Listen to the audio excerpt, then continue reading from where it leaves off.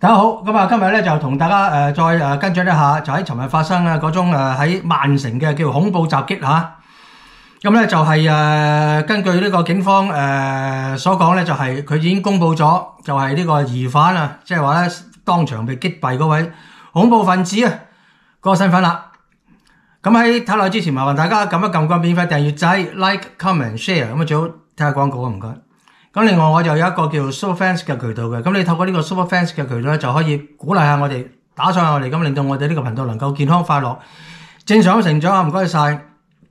咁咧警方咧就已經曼城警方已經公布咗呢位恐怖分子嗰個姓名同埋佢嗰個背景咁樣啊，呢次都算快嘅。大家仲記得喺利物浦啊？利物浦咧有一單咧就係有一個兇徒咧又係闖入去一個好似嗰啲幼兒園啊、音樂室啊之類啦。咁啊當場係殺咗3個小朋友啦，係咪啊？但係咧遲遲都未能公布究竟嗰個兇手嗰個名、樣同埋嗰個背景咁樣係咪？搞咗一大輪歌，我諗過咗好耐，我諗成個月啦。咁原來先知道佢嘅真正身份啦。咁呢次真係算快喎。你話係咪有進步咧？咁我唔知。咁但係我覺得應該一經證實就要公佈啦。喺一個文明西方嘅社會咧，絕對不容許咧有特權階級嘅，係咪？無論任何情況都唔會。嗱，呢係就唔好做，個個都唔做；一係就個個都同樣咁樣做，就絕不能夠咧就因為佢個背景啦、宗教啦、膚色啦，甚至乎佢個出生地咧去斷定究竟呢啲嘢公唔公佈咯。咁所以呢次咧就係都要讚揚下曼城警方好高速第二日同日就已經係公布咗呢位兇徒呢個恐怖分子嘅身份啦。咁原來呢位人士咧呢個兇徒咧就係一位敍利亞裔嘅英國公民嚟嘅喎。咁佢咧就係喺16歲就已經入咗籍嘅啦。只不過佢就唔係喺英國出生，咁佢就可能喺敍利亞過嚟啦。咁同家人過嚟啦，咁就係一路居住長大，並且喺16歲成為公民。咁即係話呢位咁嘅恐怖分子咧，雖然唔算得係喺英國土生土長，但係佢好細個過嚟，可以講係喺英國長大嘅，但係都做出一啲咁惡劣嘅行為、咁恐怖嘅行為，即係咧你可想而知咧，就係佢背後究竟受到啲咩影響同咩教育咧咁樣。咁咧曼城警方亦都係公布咗嗰個叫做案發嘅詳情啦。咁原來咧呢個恐怖分子咧，佢係揸車去到現場啦。首先係以汽車咧就去撞擊在場嘅人士啦，幾乎全部都係猶太人啦，當然。咁然後咧就落車咧就係手持一把利刀一把短刀。呢啲短刀咧喺英國咧係非常之普遍，無論係同黨又好，無論係一啲少數民族都好，佢哋好中意帶呢一種咁嘅短刀嚟。尤其是一啲來自中東嘅少數民族咧，帶短刀咧係佢哋一個叫做風俗同埋習慣嚟㗎嚇。咁只不過大家要記住喺英國帶呢啲咁嘅利器出街係犯法㗎噃。咁我唔知道咧，就係英國警方點樣處理呢啲問題啦。但係我覺得一定係要一視同仁啦，係咪？好啦，咁佢落車攞把短刀啦，竟然仲着住咩避彈衣喎？嚟睇下個圖片。佢係着住一件咧避彈衣，仲要嗰條腰咧就掛住幾嚿嘢喺度嘅。咁咧就根據在場嘅警察所講咧，佢哋係懷疑呢啲係爆炸品，即係炸彈。所以咧喺一啲片段裏面聽得到咧，就係話趕到現場嘅警察咧係曾經大聲叫啲人疏散，快啲離開，因為恐防佢身上面嗰個係炸彈，即係話恐防佢除咗去揾刀捅人之外咧，係會引爆身上嘅自殺式嘅炸彈㗎喎，係嘛？好啦，咁呢個兇徒咧就首先襲擊啫，頭先咪講過啦，就係襲擊門口嗰個守衛啦。咁朋友會問啦，以為點解一間猶太人做崇拜嘅地方，一個會堂，咁會有守衛喺門口嘅咧？好簡單啫，因為佢哋覺得唔安全啦。點解覺得唔安全咧？因為個社會氣氛，大家都知道大家須知道英國而家咩氣氛咧？係一個極度叫做反猶嘅氣氛係嘛？非常之即係熾熱㗎，每一日都有不同嘅組織上街示威，示威乜嘢？就抗議呢個以色列對呢個所謂加沙嘅戰爭，從而係散發一種仇恨。咩仇恨啊？仇恨猶太人，並且咧可能會有行動添㗎喎，係嘛？因為曾經呢啲猶太嘅會堂係受過騷擾，所以佢哋咪有守衛喺門口咯。咁就解釋到點解啲兇徒點解會做出一啲咁惡劣嘅行為啦？就係仇恨，佢首先襲擊咗嗰個守衛先嚇。咁咧佢又繼續想推門入去啦。咁佢推門入去，當然係受到阻撓啦。門後邊有人聽到打鬥聲，知道出事啦。所以咧就有幾位嘅猶太人嘅朋友咧，就喺門後邊頂住，唔俾佢入嚟。咁好彩，呢個警方啊，曼城警方收到呢個報警之後咧，非常之快啊，火速喺幾分鐘之內咧已經趕到。咁最先到場嘅警察咧，一定係咧呢個武裝警察嚟㗎啦，冇得傾㗎。曼城咧嗱，你話英國警察有冇槍咧？英國警察係有槍，喺好多大城市咧英國嘅巡警啊係有槍，唔止係手槍咁簡單嘅，佢哋有衝鋒槍，即係所謂叫輕機槍啊嚇。倫敦有啦，曼城有啦，利物浦都有。因為呢啲咁嘅大城市咧非常之複雜，發生嘅案件咧非常之麻煩，所以一定要係有武裝警察去現場處理嘅嚇。咁一收到 call 話有懷疑恐怖襲擊，當然係第一時間持槍嘅警察咪去到現場啦。佢哋發現咧嗰個兇徒喺門口咧已經試圖係推門入去啦。咁即係話，如果俾佢推到門入去咧，非常之大鑊啊！甚至乎咧，警察係可能會見到佢身上係掛咗一啲懷疑爆炸品，即係話如果呢個人入咗去嗰個會堂或者係教堂裏邊嘅話，咁會引起一個非常慘烈嘅一個叫傷亡嘅喎。所以嗰啲警察咧就二話不說就向呢個疑人開槍，即場咧就將佢咧就係擊倒。咁但係好不幸啊，好不幸。咁咧就根據曼城警方調查所得咧，有一位死者啊，猶太人嘅死者同埋一位傷者咧，佢哋係曾經受過槍傷啊，即係話佢哋俾子彈打中。咁根據現場觀察咧，就係除咗警察之外咧，係冇人有槍嘅，因為個兇徒係持刀去襲擊，咁所以咧必定係佢哋係被警察嘅子彈打到嘅。咁點解會俾警察嘅子彈係打得到咧？就係因為佢哋喺後邊頂住道門啊嘛，而個兇徒係企喺門前邊啊嘛，所以嗰啲流彈咧就係穿過嗰道門咧，就係打中門後邊嘅人啦。咁所以咧就有兩位猶太嘅朋友係不幸嘅中彈嘅，其中一位咧仲要係死咗嘅。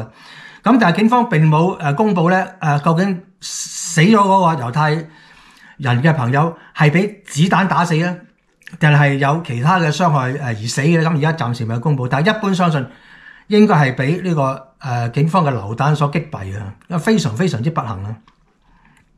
好啦，咁另外咧就係話咁尋日講過啦，就係拉到人啊嘛。咁原來咧呢個曼城警方係拉到另外3個人嘅，就分別係2男1女。男嘅咧就係30零歲啦，女嘅咧就係50、60歲到啦。咁佢哋咩名、咩背景、咩膚色、咩宗教、咩人咧，就暫時未知，就係仍然係俾呢個曼城嘅警方係扣押之中啊！好啦，咁你以為呢單嘢就落幕啦，係嘛？因為咧，即係咁惡劣嘅恐怖襲擊，當然係各界紛紛起出嚟指責啦，仲要關乎2條人命，係嘛？因為嗰個恐怖分子加埋就3條人命啦，咁我哋嘅首相工黨首相咧急不及待啦，就係佢有外訪嘅。就即刻趕翻嚟咧，就係處理嗰個大局。咁咧，佢咧就尋日咧發言，佢表示咧非常之震驚，係嘛？同埋感到非常之即係悲傷啊！佢話咧一定會盡全力發誓盡全力就係保護英國猶太人嘅安全咁樣咁。咁佢講呢句説話其實好冇乜問題啊，係咪？咁當然係啦，譬如你有一啲人或者係一族人或者一家人。受到呢個叫襲擊，甚至乎死咗人嘅話咧，就算你呢個家庭，你都會派出一啲警察或者係保護要人組之類呢啲咁嘅人員去保護佢哋啦，係嘛？因為你恐防佢係會受到進一步傷害噶嘛，因為你唔知道兇徒係咩動機去襲擊啦，或者係冇同黨噶嘛，係嘛？咁但係咧，竟然咧呢番説話咧引起咧另外一啲人嘅不滿。咁有啲團體咧，即係經常出喺街嗰度示威嗰啲團體啦嚇，大家知係咩啦嚇，我唔講啦咁咧就係一個好激烈嘅反應咧，咁竟然咧就係四處係抗議喎。嗱，無論喺北愛又好，蘇格蘭啦英格蘭啦、威爾斯，總之全英國都有呢一類咁嘅所謂示威，佢哋係抗議英國工黨首相發出呢一個咁嘅誓言，就要保護猶太人安全，佢哋覺得非常之不滿，非常之不滿，佢哋唔中意，所以咧就係上街示威啦。咁你會諗啦，咁都得，係啊，咁都得。一單血案，警方話要保護受害人，跟住有人出嚟抗議，佢話俾你聽，你唔應該保護受害人。咁如果你出嚟示威反對首相呢個言論，咁你係咪真係支持呢個襲擊呢？呢個襲擊已經未定性為恐怖襲擊噶咯喎，咁你真係支持恐怖主義咯喎，即係支持恐怖襲擊咯喎。大家須知道咧，英國有反恐法嘅，有反恐法嘅。任何嘢係牽涉入去一啲叫恐怖組織、恐怖主義、恐怖襲擊嘅話咧，係要接受調查，甚至乎被拘捕。咁我就唔知咧，而家呢班人出嚟示威，呢班人究竟會唔會受到咁嘅對待啦？係咪？但係我相信唔會咯，我相信唔會咯，因為佢哋勢力都幾大，勢力大到咧係連政府都怕佢。所以你會見到咧，嗰啲所謂抗議活動啊，周圍都有，無日無之。而警方咧亦都係好似究竟係冇佢哋符啊，定係唔理咧？咁我哋就不便評論啦呢度，因為咧我尋日講過啦，英國本身係有言論自由嘅，係有言論自由。但係我發覺而家咧就係呢種所謂言論自由咧，就係被蠶食緊當中，係咪？即係我發覺有啲人咧言論自由咧係比某啲人多嘅，開始係你會感覺到嘅，即係佢哋講乜都得，佢哋話咧要消滅一個國家又得，佢哋話要消滅一個群族又得，甚至乎佢話要推翻呢個英國政府都得甚至乎燒英國旗又得。咁但係咧，如果調翻轉頭，你企喺佢對面嘅話咧，咁你咧就做乜都唔得，係嘛？例如咧，你或者想搖下一支叫做英國嘅國旗咧，又唔得。甚至乎反唇相提啊嚇，例如喺嗰啲叫做社交媒體嗰度講一句叫做佢哋唔啱聽嘅説話咧，咁警察又敲門咧，就係咧鎖你嘅咁樣最好似尋日嘅前週咁喺英國咧，好似有一個嗰啲叫做KOL 之類啦，咁咧就喺一個社交媒體度咧，就係只係寫咗兩個字啫，就第一個字有 F 字頭嘅，第二個字咧就係 H 字頭嘅。咁咧就係冇耐咧就俾呢個警方咧就係上門拉咗啦，就話佢咧散播言論仇恨咁講。咁收尾我睇內文咧，佢好似都係無條件被釋放嘅，因為呢個區位荒謬噶嘛，係咪先？你點告得佢入啫？呢一類咁嘅所謂 comment F 字頭跟住後面加個名詞或者加個人名咁樣，周不時都有噶啦，係咪先？尤其是一啲經常上街示威人士所發出嘅呢啲信息，經常都有噶咯。你點可以即係咁可以去拉人？如果咁都拉得人嘅話，可能會被捕。所以咧就係、我都係奉勸大家啦，都係嗰句啦，小心啲自己嗰個喺網上嘅言論啦，尤其是你係用英語發言嘅話咧，更加要小心。所以知道你哋咧，好多人咧出年都係要會申請呢個永居噶啦，係嘛？你喺申請永居之前咧，千萬要留意你自己嗰個行為同埋自己嘅言論，避免招到一啲無妄嘅法律或者係呢個叫做犯官非，係嘛？否則會影響你嘅入籍嘅申請。你唔同好似我哋呢啲咁嘅所謂英國公民，係嘛？我哋最多咪俾佢罰下錢上下即係譬如嗰個 TOL 咁樣，咪最多罰下錢，係嘛？使坐監咩？係嘛？坐監咪坐咯，但係坐完出嚟，你都係英國公民嚟噶嘛。但係如果你係邊個朋友啦，記住啦，你坐完監出嚟咧，你就係永遠都唔會成為英國公民噶嚇。咁曼城呢單嘢咧，令我不禁想起咧，就係早前咧喺美國發生嘅一宗慘劇啦，就係因為喺美國嘅名嘴一個右翼嘅名嘴就叫做卻查理咧，就係被刺殺㗎。咁咧就呢一槍咧就打醒晒咧，幾乎咧即係美國人即係連嗰啲半夢不醒嗰啲咧都俾佢打醒咗。咁所以你可以見到而家美國咧就係一片咧就係叫做愛國者醒覺嘅一個運動非常之犀利嘅。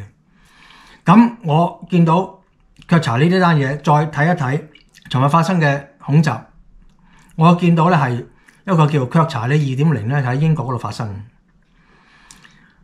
一單咁嘅血案，當然係令人即係感到即係震驚同埋悲傷啦。